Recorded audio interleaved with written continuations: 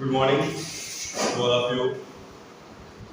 Today हमारा मेरे जो कि आप सबको पता है कि हमारा लेक्चर वेरी सून स्टार्ट होने वाला था, जो कि आज स्टार्ट हो रहा है।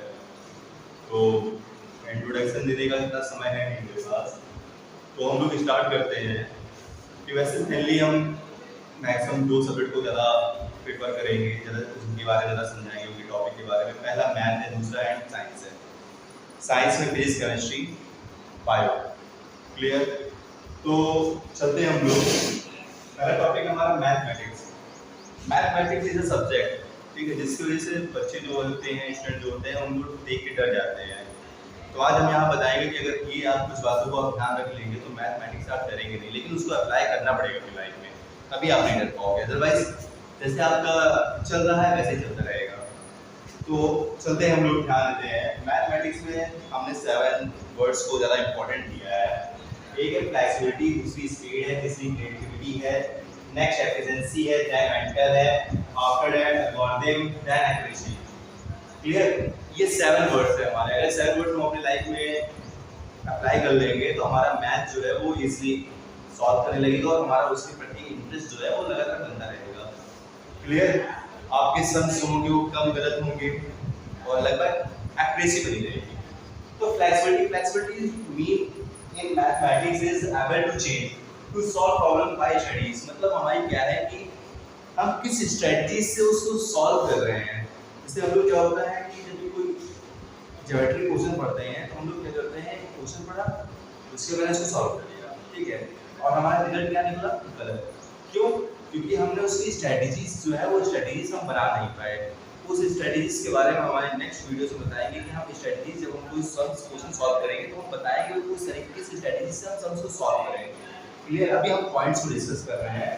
स्पीड का मतलब है टेक लेस टाइम। मतलब कोई भी आप सम्स अगर आप लगा रहे हैं तो उसको आप कम समय में अच्छे से लगाइए सम्स को। अब ऐसा नहीं है कि जिस सम्स में 5 मिनट की टाइम ड्यूरेशन लग रही है उसमें हमने आधा घंटा खराब कर दिया।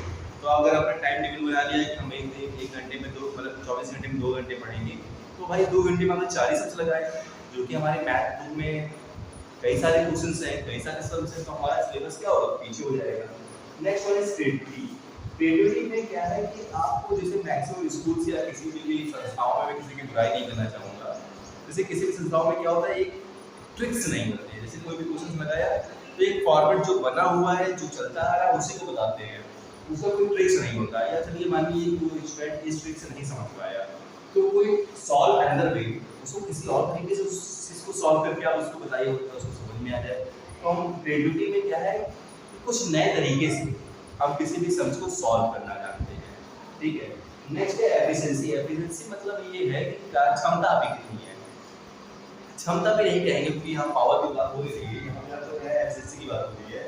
एफिशिएंसी मतलब ये है कि हमने इनपुट कितना दिया, आउटपुट, मतलब कहने का मतलब ये है कि अगर हमने 24 घंटे में 1 घंटे पढ़ने की बात कर रहे हैं तो उस 1 घंटे में हम कितना समझ पा रहे हैं क्वेश्चन को, कितना उसको सॉल्व कर पा रहे हैं, वो आपकी एफिशिएंसी में आएगी कि कम समय में ज़्यादा आउटपुट निकलना। फिर नेक्स्ट है मेंटल मतलब ये कहते हैं हम मेंटली प्रिपेयर नहीं कि yes I can solve this problem, yes I can do it. तो जब तक हम उस सम्स को लगा ही नहीं पाएंगे, उसके बारे में हम सोच ही नहीं पाएंगे। तो नेक्स्ट वन है सिर्फ खुद सॉल्व। और दूसरी चीज़ ये है कि जैसे मेंटल मतलब ये हो गया कि छोटे-छोटे सम्स, एडिशन, सब्ट्रैक्शन, मल्टीप्लिकेशन हो गया, एलसीएम हो गया, डिवीजन हो गया या स्क्वायर हो गया, उस तरह से कि आप मेंटली यहाँ पे स्ट्रक्चर बनाइए और यहीं पे सॉल्व कर लीजिए। उसको लिखने और रिटन फॉर्म में मत करिए, क्यों? क्योंकि रिटन फॉर्म में तो समझ पा होगा आपका। आपने सोचा तो इससे ये होगा कि आपका माइंड जो है वो शार्प होता रहेगा, ठीक है, और मेंटली आप स्ट्रांग होते रहोगे। जैसे हम लोग कई बार हम लोग बोलते हैं तो हम लोग अच्छा 8 इज 64, क्यों? क्योंकि हमने कई बार इसको यहाँ पे कैलकुलेट किया ना कि हम एडिशन और सब पे समय बर्बाद किया। नेक्स्ट वन है एल्गोरिथम। एल्गोरिथम का वर्ड इसलिए हम यहाँ पे यूज करते हैं क्योंकि हम कोई भी क्वेश्चन सॉल्व करते हैं वो स्टेप बाय स्टेप प्रोसीजर में करते हैं। जैसे कि पहले आप क्वेश्चंस को स्टडी करेंगे, क्वेश्चन को स्टडी करने के बाद हम क्या करेंगे, उसका सॉल्यूशन लिखेंगे। सॉल्यूशन पे कैसे करेंगे? सॉल्यूशन पे गिवन क्या है, क्वेश्चन हमें क्या गिवन है उसको लिखेंगे। गिवन लिखने के बाद हम उसके बाद क्या लिखेंगे, उसमें क्या हमें फाइंड आउट करना है, फिर उसका फॉर्मूला क्या है, फिर देगा रिजल्ट हम निकालेंगे। क्लियर? उसके बाद आता है एक्यूरेसी। एक्यूरेसी में क्या है, the closeness of the value. मतलब जैसे आप कोई चीज सॉल्व कर रहे हैं तो लगभग हम उसके पास है, 5% पास है कि 10% एक्यूरेसी शो करेगा। बहुत हो गया, हमें चाहिए आंसर 100 नंबर का, 100 आंसर चाहिए तो हमारे पास आ रहा है 80 नंबर। तो 80 और 100 में बहुत डिफरेंस है। हाँ ये मैंने बताया 99 आ रहा है, 98 आ रहा है पॉइंट में, तो आप कहीं ना कहीं एक्यूरेसी आपकी सही है, थोड़ा सा और इम्प्रूव करने की जरूरत है। तो आज की सेवा यही समाप्त करते हैं। नेक्स्ट लेक्चर में हम फिर मुलाकात करेंगे साथ न्यू जनरेशन कोचिंग सेंटर के साथ। धन्यवाद।